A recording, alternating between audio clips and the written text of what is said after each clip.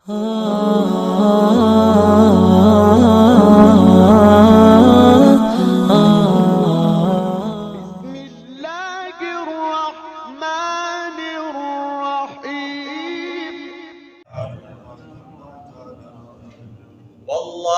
فضل بعضکم، اور اللہ نے فضیلت بخشی ہے تم میں سے بعض کو،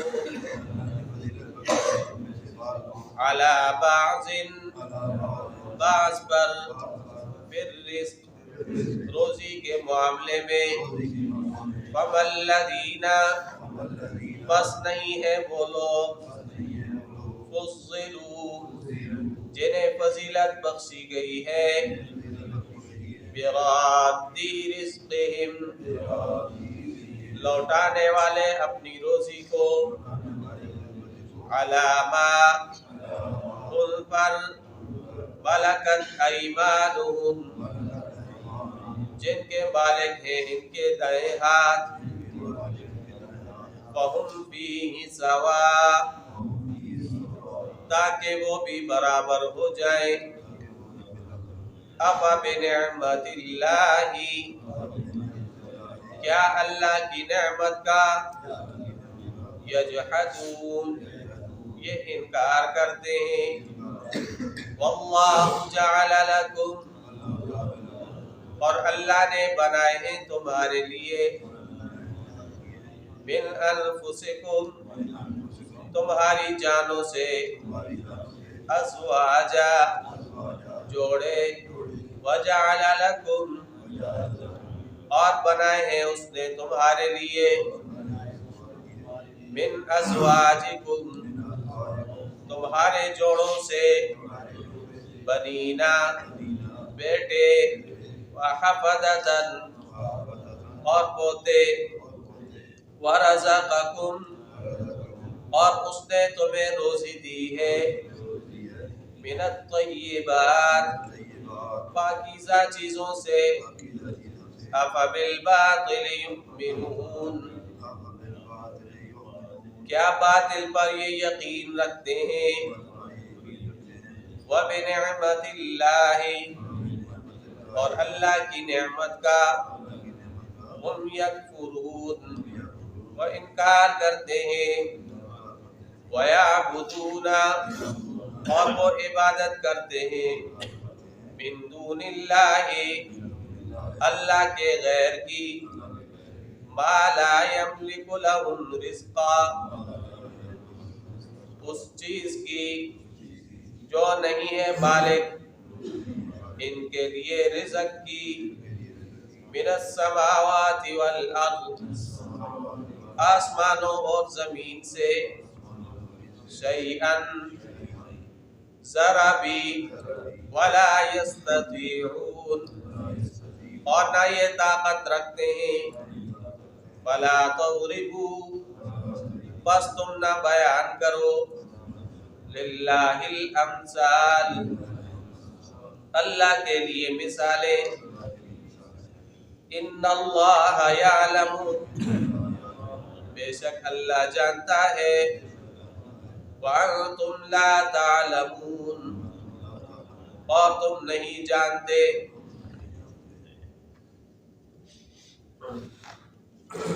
گزشتہ آیات میں اللہ تعالیٰ نے اندرونی اور بیرونی نعمتوں کا ذکر فرمایا، اور پھر اس کو اپنی توحید کی دلیل کے طور پہ ذکر کیا۔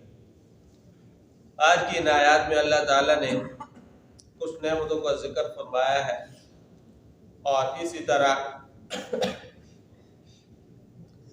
پھر اللہ تعالیٰ نے اس کو بھی اپنی توحید کی دلیل بنایا ہے۔ واللہ فضل بعضکم، اور اللہ نے فضیلت بخشی ہے تم میں سے بعض کو، علی بعض، بعض پر، پھر رزق، روزی کے معاملے میں۔ اللہ تعالیٰ نے روزی کے دروازے ہر ایک کے لیے کشادہ نہیں کی، بلکہ کسی کو زیادہ روزی دی ہے اور کسی کو کم دی ہے۔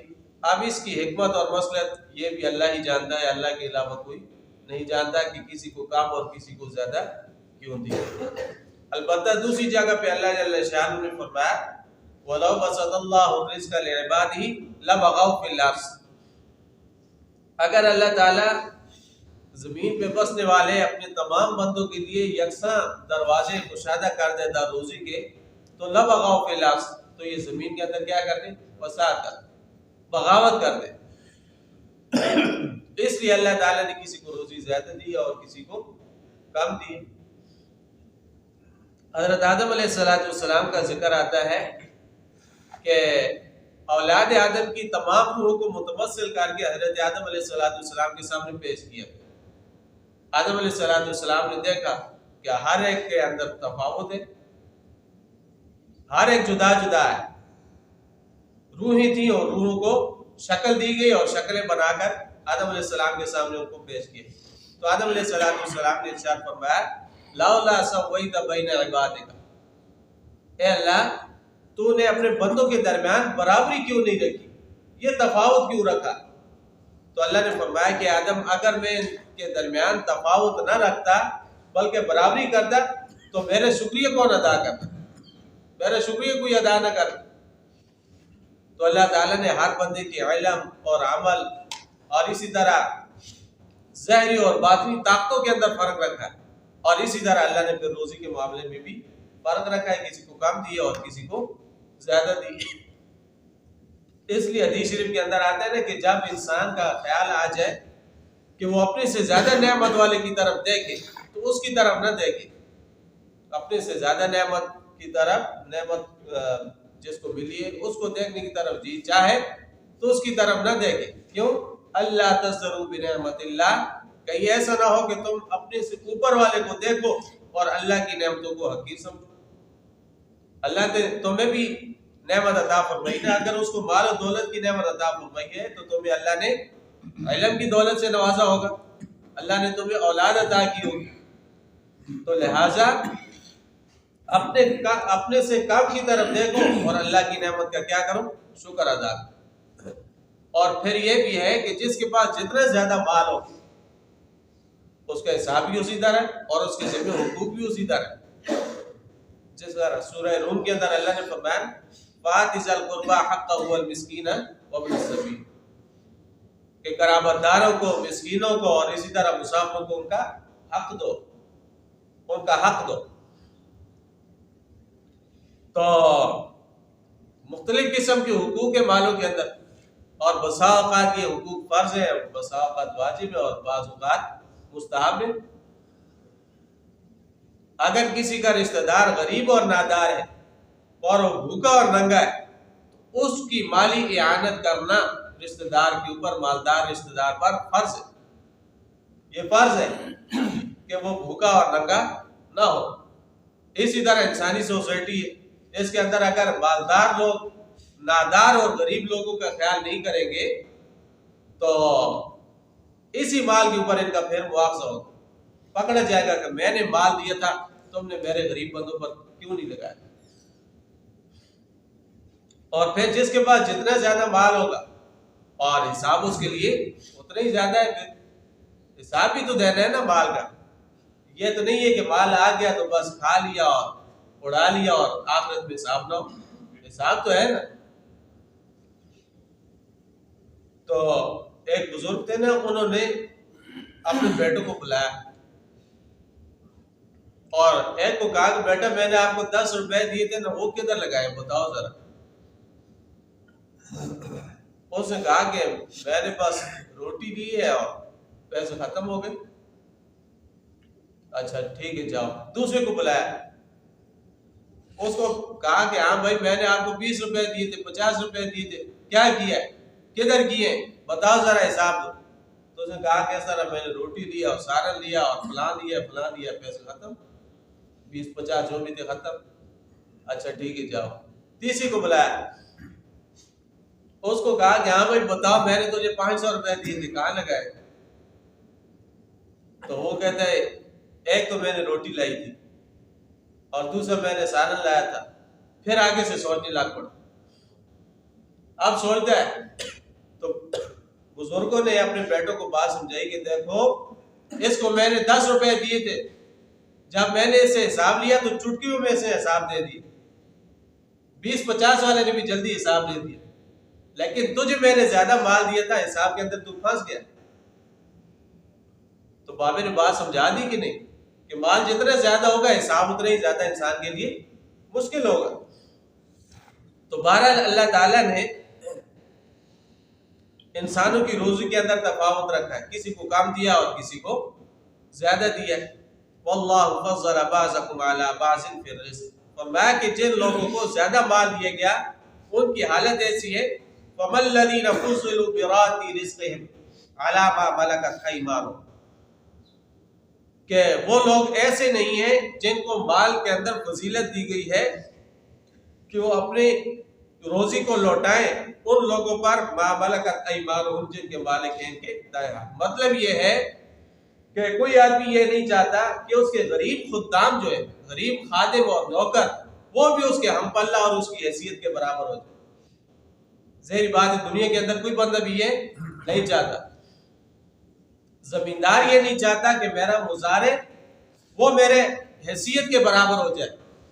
افسر نہیں چاہتا کہ میرا ماتحت وہ میری حیثیت کے برابر ہو جائے.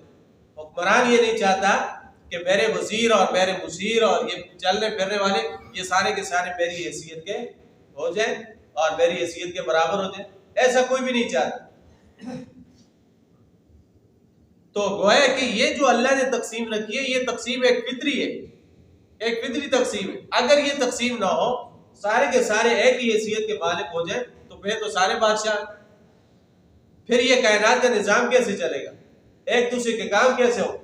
اس لیے اللہ نے کسی کو کم روزی دی اور کسی کو زیادہ دی ہے تاکہ یہ دنیا کا نظام چلتا رہے اور انسانوں کی جو آپس میں ایک دوسرے کے کام ہیں وہ بھی ایک دوسرے کے ہاتھوں سے وہ ہوتے رہے.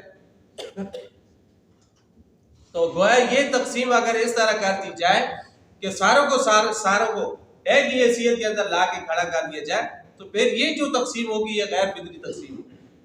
یہ فطری تقسیم پھر نہیں ہو، پھر کائنات کا نظام نہیں چل سکے. سارے کہیں گے کہ میں خان ہوں، میں مالدار ہوں، میں حکمران ہوں، میں بادشاہ ہوں. کائنات کا نظام پھر نہیں چل سکتا. اور اسی بات کو اگلی آیت کے اندر اللہ تعالیٰ نے پھر شرک کے خلاف دلیل بنایا ہے کہ دیکھو تمام انسان وہ ایک ہی جنس کے نوع انسانی انسان، دو انسان وہ ایک ہی جنس کے، لیکن وہ اپنی جنس کے لوگوں کو اپنے ہم پلہ وہ نہیں سمجھ سکتے، نہیں بٹھا سکتے، بیٹھا نہیں دیکھ سکتے. چاہے جائے کہ اللہ کی مخلوق کو اللہ کے برابر ٹھہرایا جائے. انسان تو اللہ کی مخلوق ہے نا، اس کو اللہ کے برابر ٹھہرایا جائے، جبکہ دو انسان وہ آپس میں ایک دوسرے کو اپنی حیثیت نہیں دینا چاہتے اور اپنی حیثیت میں نہیں بٹھا سکتے. تو اللہ کی مخلوق کو اللہ کے برابر کس طرح ٹھہراتے. تو بہرحال فرمایا کہ ان مالوں سے اللہ کا حق ادا کرو.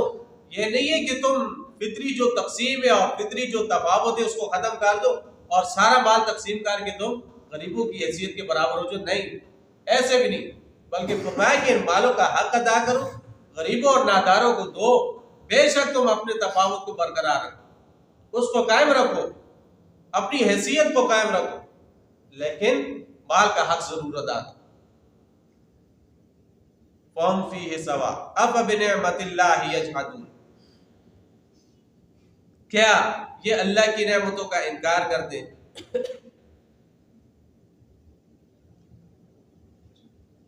عَلَىٰ مَا مَلَكَتْ أَيْمَانُهُمْ فَهُمْ فِيهِ سَوَاءٌ، تاکہ وہ اس میں برابر ہو جائے. أَفَبِنِعْمَةِ اللَّهِ يَجْحَدُونَ، کیا یہ لوگ اللہ کی نعمتوں کا انکار کرتے ہیں؟ اللہ کی نعمتوں کا انکار نہیں کرنا چاہیے، بلکہ اللہ نے جو نعمت دی ہے اس کو اس کا شکر ادا کرنا چاہیے. ناشکری انسان کو نہیں کرنی چاہیے. آگے اللہ تعالیٰ نے نوع انسانی کی بقا کا جو انتظام کیا اس کو ذکر فرمایا. وَاللَّهُ جَعَلَ لَكُم مِّنْ أَنفُسِكُمْ أَزْوَاجًا، اللہ نے تمہارے لیے تمہاری جانوں سے جوڑے بنائے. وَجَعَلَ لَكُم مِّنْ أَزْوَاجِكُمْ بَنِينَ وَحَفَدًا، اور اللہ نے تمہارے جوڑوں سے پھر تمہیں بیٹے اور پوتے عطا کیے. تو گویا اس طرح نسل انسانی وہ قیامت تک چلتی رہے گی. اللہ نے مرد اور عورت کو پیدا کیا، ان دونوں کو آپس میں ملا دیا، پھر ان سے آگے اللہ نے بیٹے اور پوتوں سے نواز دیا. تو اس طرح کرتے کرتے یہ نسل انسانی یہ قیامت تک وہ چلتی رہے گی.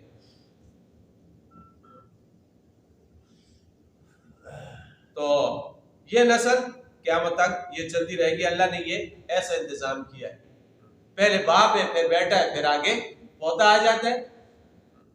تو انسان کی تسلی کے لیے یہ بات ہی کافی ہوتی ہے کہ اگر اس کا اور کوئی بھی نہ ہو تو وہ کہتا ہے کہ چلو میرے مرنے کے بعد میری اولاد تو ہوگی، میرا نام تو وہ لے گی، پھر اگر اولاد نیک ہو تو اس کے لیے دعا بھی کرے گی۔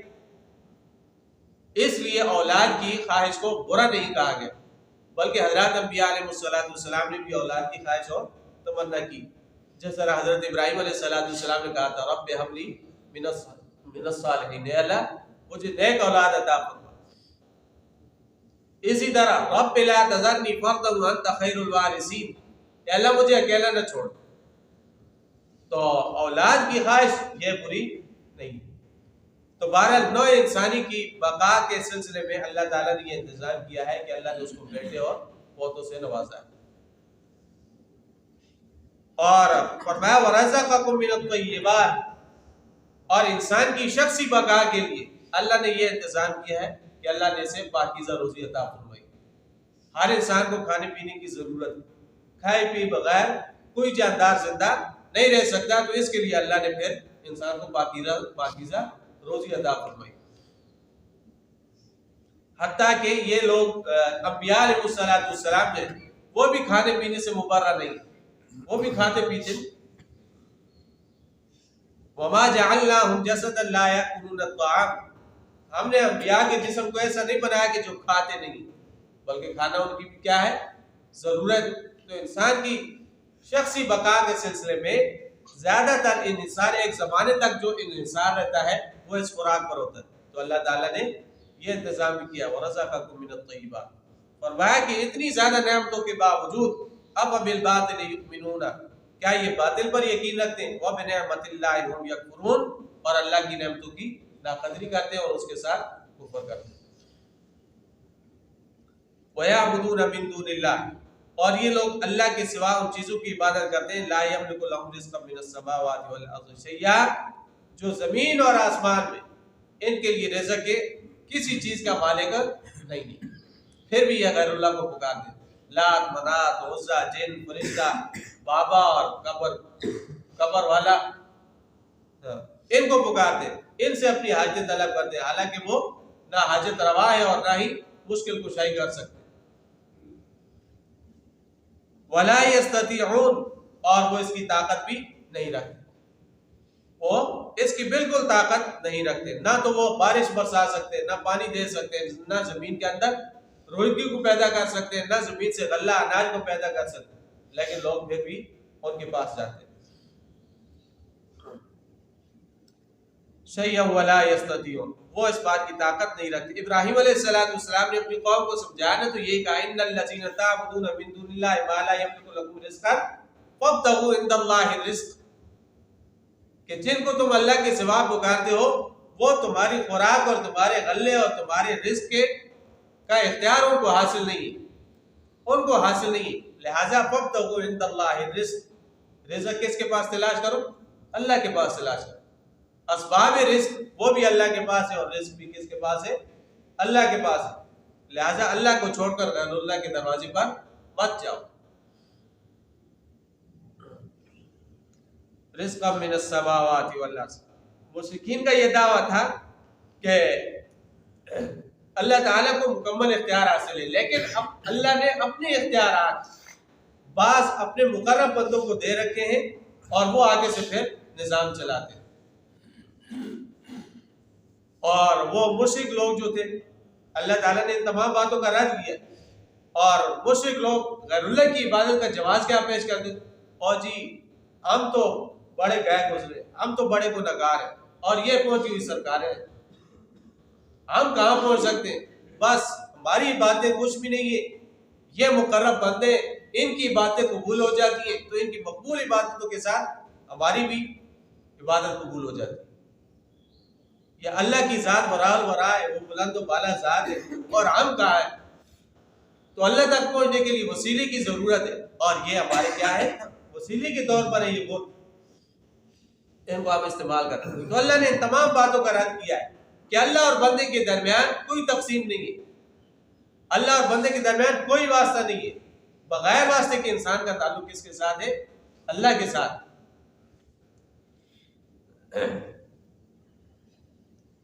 براہ راست انسان کا تعلق وہ اللہ کے ساتھ. پھر سوال یہ ہوتا ہے کہ اگر انسان کا تعلق اللہ کے ساتھ ہے اور اللہ کا بندے کے ساتھ ہے تو پھر اللہ نے فرشتوں کی ڈیوٹیاں کیوں لگائی ہیں کہ تم نے یہ کام کرنا ہے, تم نے یہ کام کرنا ہے, تم نے یہ کام کرنا ہے؟ بھائی اگر فرشتوں کی ڈیوٹیاں لگائی ہیں وہ بھی تو اللہ کے حکم کے پابند ہیں, ان کو کون سا اختیار ہے؟ ان کو تو کوئی اختیار نہیں کہ وہ جب چاہے اور بارش برسا دے, جب چاہے کسی کو روزی زیادہ دے دے. فرشتوں کو اختیار نہیں ہے. وَيَفْعَلُونَ مَا يُؤْمَرُونَ, فرشتے تو وہ کرتے ہیں جو ان کو حکم دیا جاتا ہے. اختیار پھر بھی کس کا ہے؟ اللہ کا ہے. اپنی حکمت اور مصلحت کے مطابق وہ جیسے چاہتا ہے, جب چاہتا ہے اسی طرح وہ کرتا ہے. فرمایا کہ تم اللہ کو دنیا کے حاکموں پر قیاس کرتے ہوئے یوں کہتے ہو کہ ہم اللہ تک نہیں پہنچ سکتے, اللہ تک پہنچنے کے لیے واسطے کی ضرورت ہے. جس طرح دنیا کا وزیر اعظم ہے تو اس تک پہنچنے کے لیے پہلے وزیر کو راضی کرنا پڑتا ہے, وزیر کے دروازے سے ہو کر پھر وزیر اعظم تک پہنچتے. تو اسی طرح اللہ تک پہنچنے کے لیے پہلے اللہ کے بندوں تک پہنچنا ہے. تم یہ کہتے ہو, فرمایا فلا تضربوا للہ الامثال, اللہ کا واسطہ ہے, اللہ کے لیے ایسی مثالیں تم بیان نہ کرو, اللہ کے لیے ایسی مثالیں بیان نہ کرو. فلا تضربوا للہ الامثال. دوسری جگہ پہ فرمایا نا امن یجیب المضطر اذا دعا ویکشف السوء, کون ہے جو مضطر اور مجبور آدمی کی دعا کو سنتا ہے اور اس کی تکلیف کو دور کرتا ہے. ظاہری بات ہے کہ اللہ کے سوا کوئی نہیں ہے. الہ مع اللہ, اللہ کے علاوہ کوئی اور معبود ہے جو اس طرح کر سکتا ہے؟ نہیں. فرمایا اللہ ہی ہے, لہذا اسی کے پاس جاؤ, اسی کے دروازے پہ جھکو اور اسی سے مانگو, وہی تمہیں دے گا. ان اللہ یعلم وانتم لا تعلمون, بے شک اللہ جانتا ہے اور تم نہیں جانتے. اللہ جل شانہ کی شریعت کا وَلَقَدْ يَسَّرْنَا الْقُرْآنَ لِلذِّكْرِ فَهَلْ مِن مُّدَّكِرٍ